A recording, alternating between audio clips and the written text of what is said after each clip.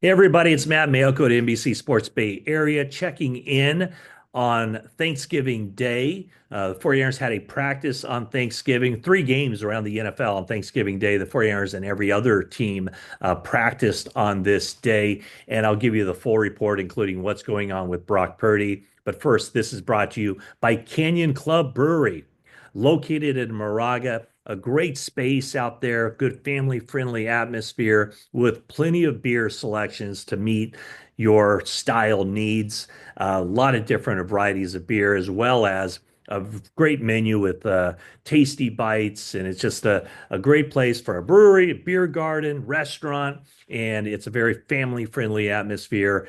Canyon Club Brewery in Moraga, coming soon to the Livery in Danville. So be sure to check that out, and I'll keep you informed when that opens. Okay, so for the 49ers injury report, it's kind of one of those nothing really changes as far as Brock Purdy goes because, ever since he sustained that right shoulder injury on the day was week 11 against the Seattle Seahawks, he hasn't gone through a full practice. The Monday shoulder soreness, had the MRI. It really didn't show anything too significant. And then Wednesday did not even pick up a ball and throw it during that open period where the media is allowed to watch. Thursday, he did try to throw and was under kind of obvious discomfort. And Dustin Little, the head athletic trainer, came over. They removed him from practice. He had another MRI later in the day on Thursday, which didn't show any concern for like long-term injury status, but he was ruled out for the game against the Packers. And now we're back to kind of where we were a week ago.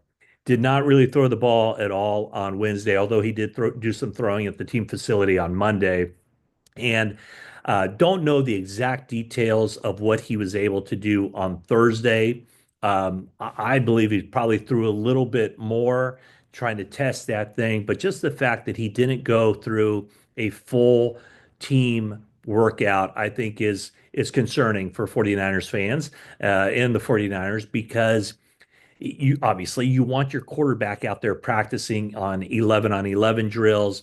And if that shoulder is still bothering him on a Thursday, what does that say about his ability to go into Buffalo, where it's going to be cold, where the wind could be whipping around, where there could be inclement weather, and still be able to function to get the ball out to use all areas of the field, throwing those intermediate routes and the deep ball as well. So I think we'll know a lot more on Friday about his status and whether he's going to play or not. But right now, it certainly looks like there's a good chance that it could be Brandon Allen again behind center for the 49ers. Now, as I understand it, 49ers certainly haven't ruled him out, Brock Purdy, at this point.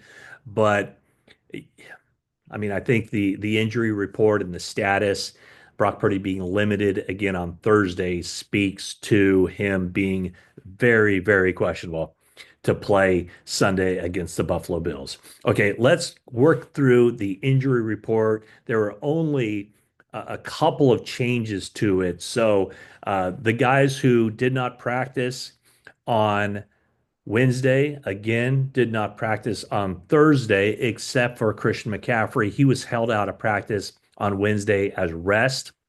Uh, John Lynch, 49ers general manager, told me that one of the silver linings for Christian McCaffrey is that the yards haven't been there, the production hasn't been there up to anywhere near the level of what it was last year for the NFL Offensive Player of the Year, but he's healthy.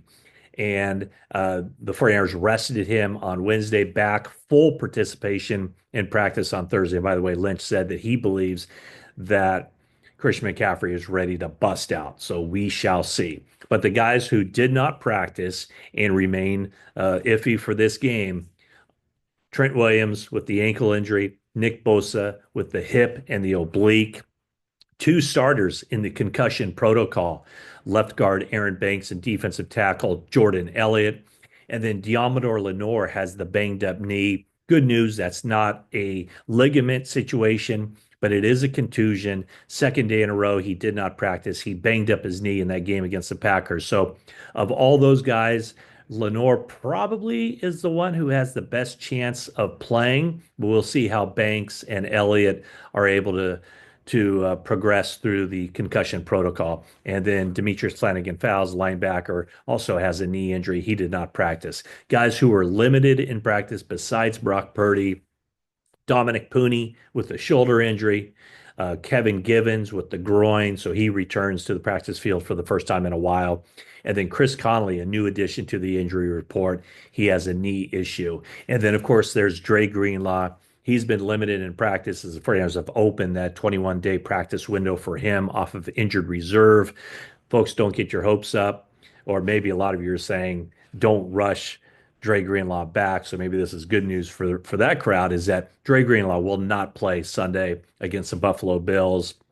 We'll see when he comes back. But the plan is for Dre Greenlaw to be activated at some point through the end of the season here and suit up and play for the 49ers. Remember, he's scheduled for unrestricted free agency, so it certainly would behoove him to get on the field and show the 49ers and 31 other teams that he's healthy and ready to go for the 2025 season. One other concussion update, Jacob Cowing, who missed last week's game with a concussion, he's been cleared through the concussion protocol.